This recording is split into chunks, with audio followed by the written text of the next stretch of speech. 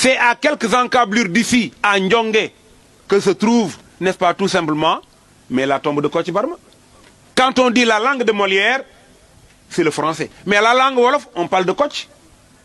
Et il y a une énorme littérature sur Kocc Barma. Pourquoi ne pas aller auprès de Ndongo Fall, que je connais personnellement? Pourquoi ne pas recueillir tous les récits de Kocc, mais les mettre dans des réseaux sociaux et les partager? On ne connaît de Kocc que les 4 touffes de cheveux. Les 4 touffes de cheveux. Jigéen soppal ci bul wóolu, buur du mbokk, doomu jiitle du doom, mag mat naa ba cim réew. Or, il y a Kumba Kocc qui est la fille de Kocc Barma. Et ça m'intéresse, parce qu'il y a quelqu'un qui a fait sa thèse sur une étude comparative entre Kocc Barma et Socrate. Vous savez que les élèves de terminale, vous le savez mieux que moi, Kocc Barma faisait comme Socrate. Socrate n'a jamais écrit. Et pourtant, c'est le père de la philosophie occidentale. Socrate n'a laissé aucune ligne. C'est Platon, son disciple, qui a écrit. Socrate faisait de la maïeutique. Dans le Ménon, quand Socrate dit au Ménon, qu'est-ce que c'est que la vertu? Le Ménon lui dit, c'est l'art qui est donné à l'homme de commander. Socrate ne lui dit pas c'est faux. Il lui dit, pourtant, l'enfant et l'esclave ne commandent pas et ils peuvent être vertueux. Le Ménon sait que la réponse qu'il a donnée est fausse, il cherche une autre réponse. Cette tentative de chercher une autre réponse à la question posée, c'est ça la philosophie. Kocc Barma, quand on a dit, doomu mbott ndox du ko rey, il n'a pas dit c'est faux. Il a dit, xanaa ndox ma tàngul. Quand les gens ont dit, dóor fayu, mu ni boo daanuwul. ñu ni lu regg bajantu, mu ni bam desub xaal. ñu ni reer tëdd mooy wàllu ju reer doxi. Celui qui dîne, qui reste dans sa case, s'il entend des bruits au dehors, c'est lui qui va sortir à la rescousse de celui qui a des problèmes. Reer tëdd mooy wàllu ju reer doxi, mu ni booba néeg ba daa tàkkul ci kawam. Et si la case s'enflamme, c'est une philosophie. Kumba Kocc, quand Kocc dit, pour la première fois, quand il rencontre son épouse, avant même, en fait, il n'avait pas encore épousé, mais il l'a rencontrée. Il lui dit, sama jigéen noo tudd.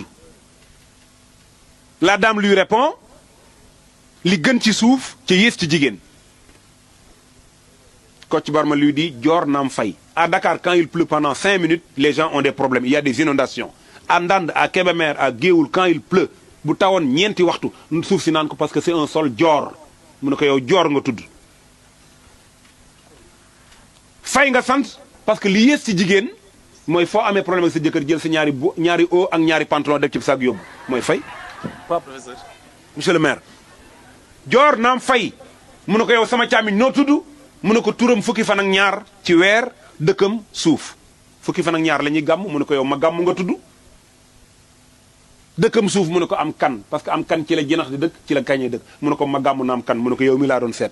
waaw nu may def ba ñëw seen kër mu ne ko da ngay romb soowum kaw jaar kër jinne jaar fi dëkk jeexe loo ci doole egg suñu kër.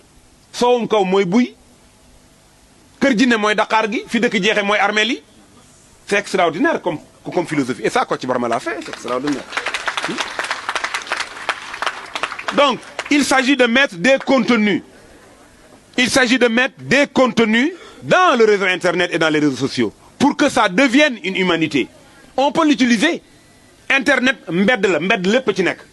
Wolof yi dañuy wax ne doom ju amul nijaay mbedd lay déggee. Internet, c'est un boulevard. Il y a tout. C'est à nous de faire des tris. C'est à nous de voir à l'intérieur, n'est-ce pas, tout simplement, du système, à l'intérieur du support, qu'est-ce que nous mettons? Même à la télévision, il y a un code parental. Parce qu'il ne doit pas tout regarder l'enfant. C'est important. Sama doomu frère mi ngi may laaj barki démb le mot wolof loué nan lañ koy waxee ci wolof loué. J'ai demandé ça à mon père pendant une semaine, personne n'a répondu. Parce que wolof xamul loué wolof du loué. Tool dañ la daan abal tool nga delloo ko dañ lay tayle mais tayle sax tayle mooy ma jox la mbir boo ma fayul ma jël ko mu wel. dogal da ngay dogal nit ab tool dañ lay dogal ab tool may la ko mais loué on te donne ça bu weer dee nga fay wolof xamul fay xamuñu xaalis boobu moo tax la notion de droit d'auteur amul ci wolof da ngay gis kenn génne benn way keneen génne ko. C'est pourquoi on a parlé de l'usufruit. Et d'ailleurs Rousseau dans le contrat social le dit. Rousseau dit que tant qu'on vivait de la chasse, de la pêche, de la cueillette, Tant qu'on portait des habits cousus par des épines et des tisanes, la vie était normale. Mais dès l'instant que quelqu'un a osé dire que ceci m'appartient, l'injustice s'est installée. L'homme est naturellement bon, c'est la société qui l'a corrompu. Absolument. Donc c'est à nous de mettre à l'intérieur du support nos propres valeurs. Et nous avons aujourd'hui une crise de valeurs. C'est ça le problème. Le proviseur l'a dit tout à l'heure. Les défauts et les malversations de Internet. Kenn ñemeetu la génn kenn ñemeetu la wax